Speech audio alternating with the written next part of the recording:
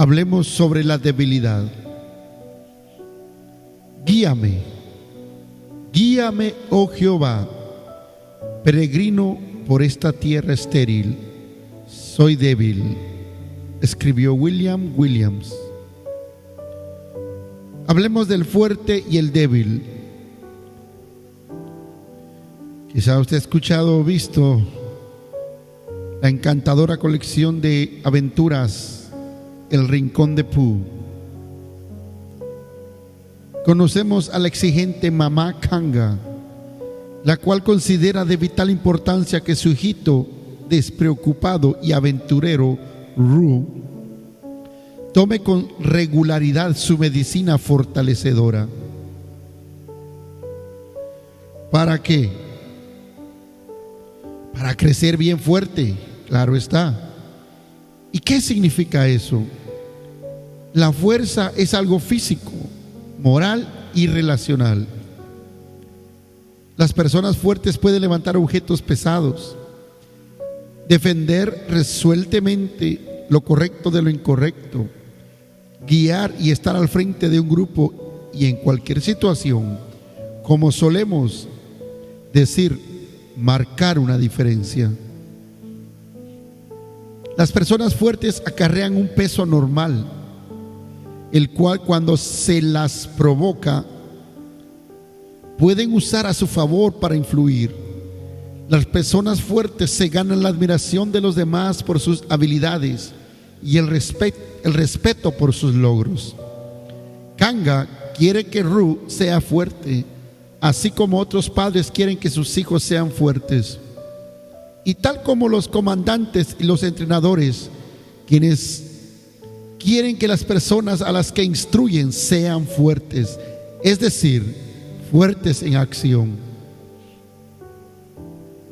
Esta es la perspectiva del mundo y desde cierto punto de vista es también la perspectiva de Dios.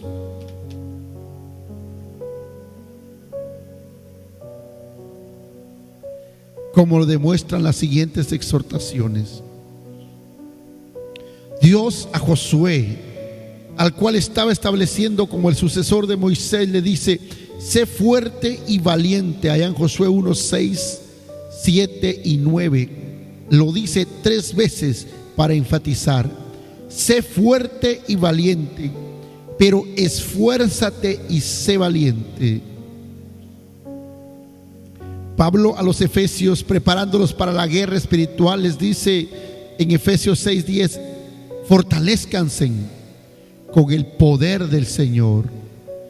Pablo a Timoteo, animándolo para la función pastoral para la cual lo designó Pablo, le dice en 2 Timoteo 2:1: fortalécete por la gracia que tenemos en Cristo Jesús.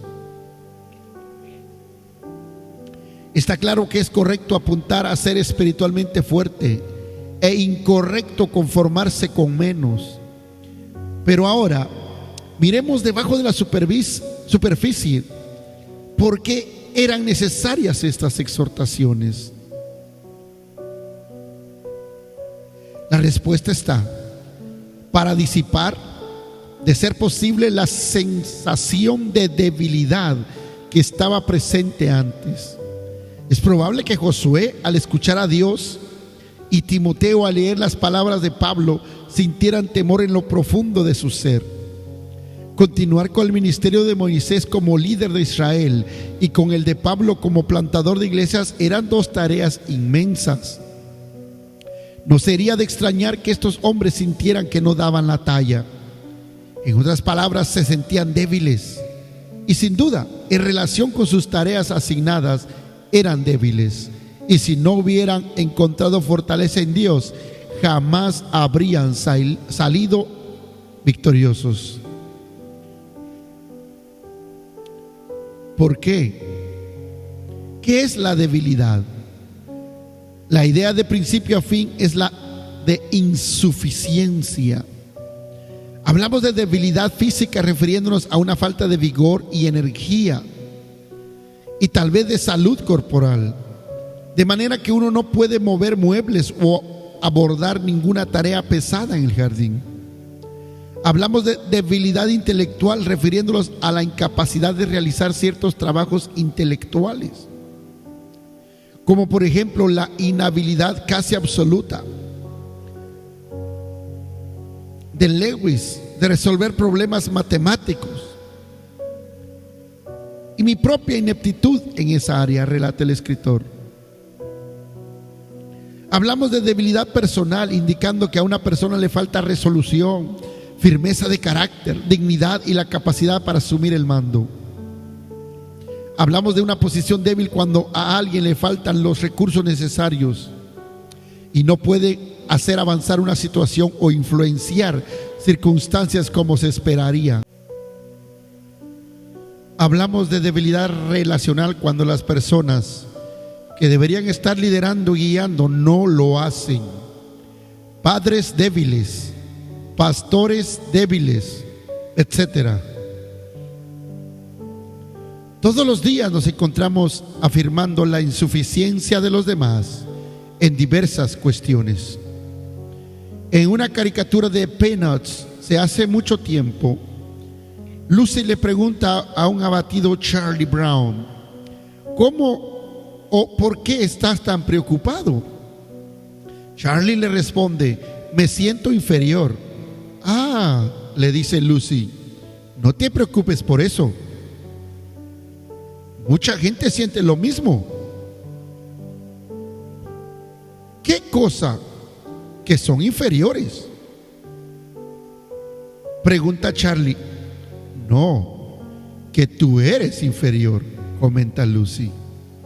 Como alguien a quien le encantan los juegos de palabras, me declaro culpable de considerar encantador este intercambio. Pero sé que a algunos les resulta un chiste débil, insensible, sin gracia y por cierto cruel.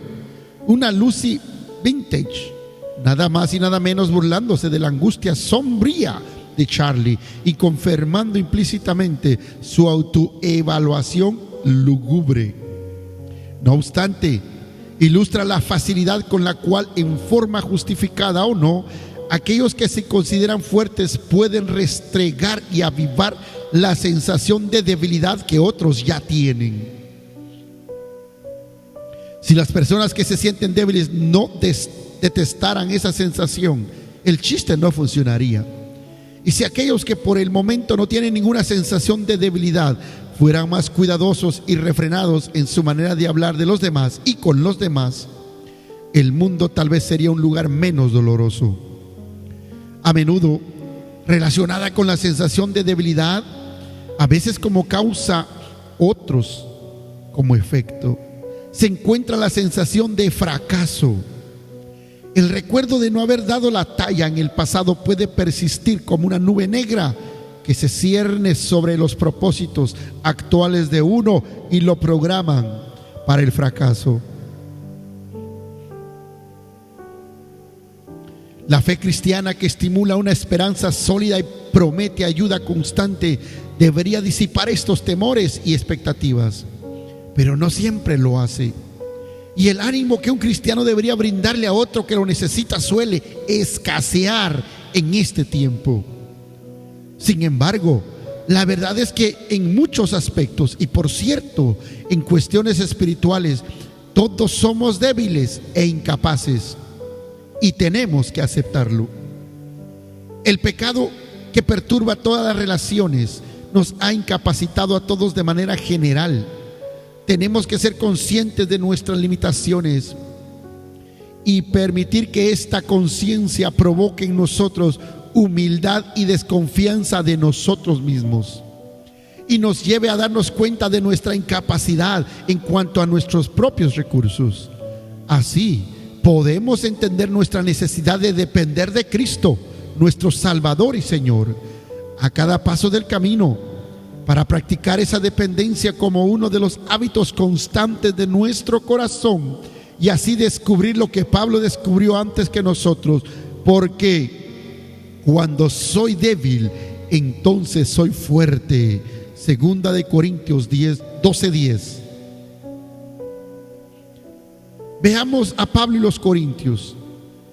Nuestro propósito ahora es sondear Segunda de Corintios para iluminar la verdad que acabamos de expresar, que el camino de la verdadera fortaleza espiritual, el cual lleva a un fruto real en la vida y el servicio cristiano, es el camino humilde que nos conduce a no depender de nosotros mismos y a reconocer conscientemente nuestra debilidad en cuestiones espirituales.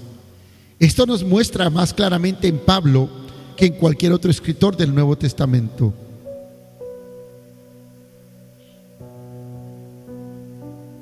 Y se hace más evidente en 2 de Corintios. ¿Por qué ahí?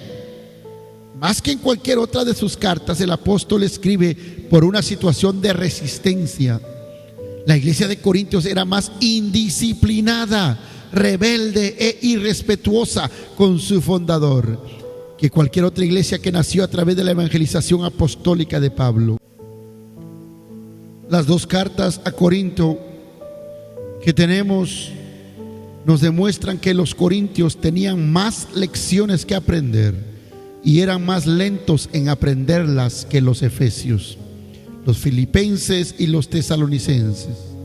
Claramente, Pablo había explicado lo mejor que podía a los corintios lo que es la autoridad apostólica y por qué debían formar sus vidas según su enseñanza.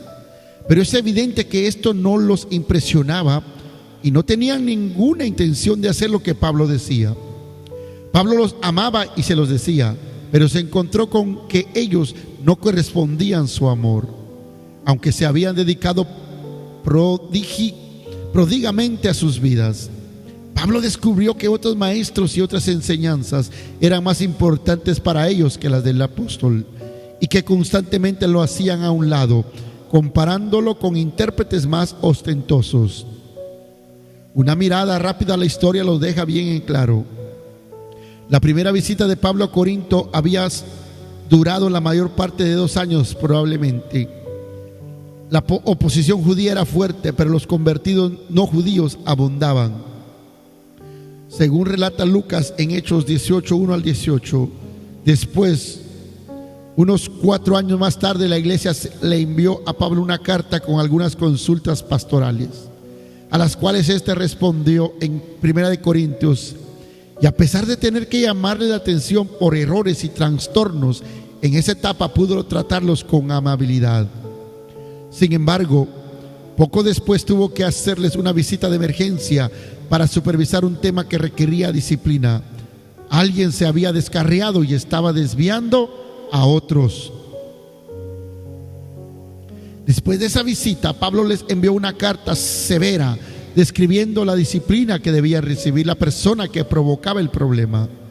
Lucas, que evidentemente estaba componiendo hechos con cierta restricción de espacio en mente y cuyo propósito era seguir el progreso triunfante del evangelio desde Jerusalén a Roma, no menciona nada de esto, pero en 2 Corintios 2, 1 al 11, Pablo lo analiza con palabras que evidencian la profundidad de su aflicción al respecto. Después de escribirla, Pablo estaba sobre ascuas, preguntándose si los corintios la tomarían en serio, esa carta severa, o si al escribirla los habría perdido. Como estaba ansioso de tener noticias, envió a Tito en su nombre para ver qué estaba sucediendo, y para su deleite, Tito le informó que habían acatado la carta y habían tomado la acción recomendada en 2 Corintios 7, 5 al 16. Pero al parecer, Tito también volvió con otra noticia no tan buena. Ciertos superapóstoles habían descendido a Corinto y les estaban diciendo que gran parte del ministerio de Pablo estaba mal. Entonces, Pablo decidió visitar Corinto otra vez para lidiar con las calumnias y los calumniadores. Y escribió 2 Corintios. En realidad, por supuesto, su tercera carta a la iglesia para preparar el camino. Esta carta tenía un triple propósito. Primero, Pablo quería convencer a los corintios de que los amaba, así que les abrió el corazón y les rogó que ellos hicieran lo mismo. A lo largo de los primeros 6 capítulos destaca las presiones bajo las cuales se había encontrado. Había corrido riesgo de muertes en Éfeso, sufrido aflicciones constantes en 2 Corintios. Lo habían considerado loco, Había estado expuesto a malas condiciones y tratos. Según el apóstol, al soportar esas cosas muestra la sinceridad de su ministerio y claramente espera que enterarse de ellas por el bien de ustedes confirme el respeto de los corintios por él. Segundo, quería garantizar que para cuando llegara los corintios hubiera terminado de reunir las ofrendas prometidas para Pablo y que las llevara a Jerusalén, para donde padecían extrema necesidad y precisaban ayuda financiera con urgencia. Durante algún tiempo Pablo había estado reuniendo dinero de las iglesias gentiles que había fundado para llevarles a estos hermanos necesitados, afirmando así la comunión cristiana entre judíos y gentiles de una manera práctica. Cuando llegara a Corinto estaría camino a Jerusalén y esperaba obtener la contribución de los corintios para llevar consigo junto con el resto del dinero. En los capítulos 8 y 9 su tono cambia a uno de amonestación pastoral al escribir sobre todo esto. Tercero, quería contrarrestar la influencia de los intrusos que buscaban poner a los corintios en su contra. Lo habían llamado débil para expresar su desprecio por él, volviendo a cambiar su tono a uno de represión apostólica. Pablo se declara culpable de las acusaciones, pero declara que cuando es débil, entonces es fuerte. Y promete que, de ser necesario, demostrará la fortaleza dada por Cristo para lidiar con los que contradicen cuando llegara. Los débiles que se hacen fuertes. Sin duda, los críticos en Corinto fueron la causa de que Pablo abordara tan directa y cabalmente su debilidad al escribir esta carta. Su énfasis en las pruebas designadas providencialmente en su ministerio muestra que la debilidad relativa de su posición, tanto en la iglesia como en el mundo, estuvo siempre presente para él. Lo mismo sucede con la incertidumbre que expresó respecto a su condición con los corintios, la que lo llevó a comunicar su recordatorio respecto a la recolección de las ofrendas. Procuren también sobresalir en esta gracia de dar. Segunda de Corintios 8:7. Casi como si estuviera pidiéndoles disculpas. No es que esté dándoles órdenes, sino que quiero probar la sinceridad de su amor en comparación con la dedicación de los demás, la cual quería que los corintios imitaran. Sin embargo, en la tercera sección, su reconocimiento de la debilidad que siente alcanzar su punto culminante cuando revela que para evitar que se envaneciera, una espina me fue clavada en el cuerpo, es decir, un mensajero de Satanás para que me atormentara. ¿Qué sería? Nos preguntamos. ¿Problemas en la vista? ¿Alguna enfermedad? ¿Cojera? Evidentemente era algo físico y doloroso, o no se habría llamado una espina en el cuerpo. Pero más allá de eso no sabemos qué era, ni necesitamos saberlo. En 3 momentos solemnes de oración suplicante nos dice: 3 veces le rogué al Señor, Jesús el sanador, que me la quitara. Pero Él me dijo: te basta con mi gracia, pues mi poder se perfecciona en mí o en la debilidad. Así que aunque el Señor no abandonó a Pablo, tampoco lo sanó. Más bien, lo opuesto sucedió como Él testifica. Por tanto, gustosamente haré más bien alarde de mis debilidades, para que permanezca sobre mí el poder de Cristo.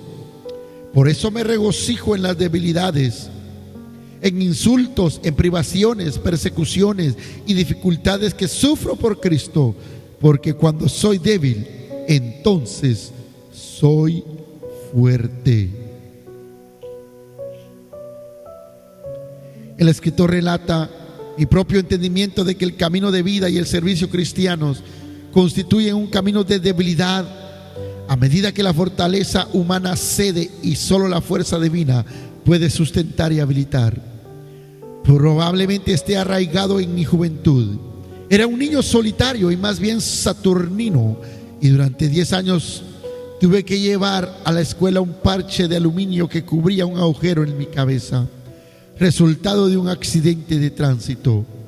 Por eso no podía jugar al aire libre. Durante esos años sentí que quedaba afuera de todas las cosas importantes, lo cual por supuesto es una forma de sentimiento de debilidad. Esta sensación, por más pecaminosa que sea en muchos sentidos, permaneció en segundo plano a lo largo de mi vida y se fue profundizando en los últimos 3 años por experimentar artrosis de cadera, 2 años de una molestia que no me permitía caminar bien y 1 año de recuperación lenta pero constante después de un reemplazo quirúrgico. Me dijeron que, como la cirugía fue invasiva, su impacto inicial sería una conmoción para el sistema, como si un camión te atropellara en la calle, y que la recuperación plena de la mente y el cuerpo llevaría tiempo, y que la creatividad, en mi caso, la capacidad de escribir, se ausentaría momentáneamente. Durante estos 3 años, mi conciencia experimental de la debilidad física y cognitiva ha crecido, así como mi familiaridad con la habilidad de Satanás de generar depresión y desaliento. Mi apreciación de 2 Corintios también creció al meditar en que Pablo ya pasó por esto antes que yo. Y este librito es el resultado. Sus contenidos me ayudaron y espero que también ayuden a otros. Te deseo bendecido día. Y si estás en alguna situación difícil o te sientes débil en alguna área, haz tuyo este versículo que Pablo nos comparte. Por eso me regocijo en debilidades, insultos, privaciones, persecuciones y dificultades que sufro por Cristo. Porque cuando soy débil, entonces soy fuerte.